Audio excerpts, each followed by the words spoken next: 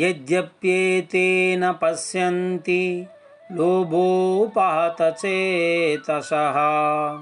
కులక్షయకృతం దోషం మిత్రద్రోహే చ పాతకం. ఓ కృష్ణ, ఈ దుర్యోధనుడు దుశ్శాసనుడు పరమ లోబులు.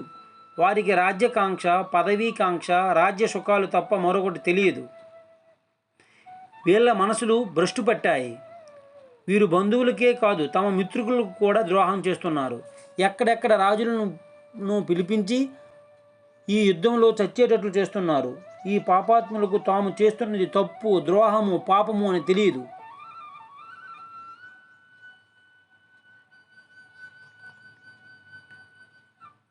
ఇప్పటిదాకా అర్జునుడు తన గురించి, తన బంధువులు ఈ యుద్ధంలో చస్తారన్న అర్జునుడు ఇప్పుడు సమాజం గురించి, వంశక్షయం గురించి, కులక్షయం గురించి కూడా బాధపడుతున్నాడు.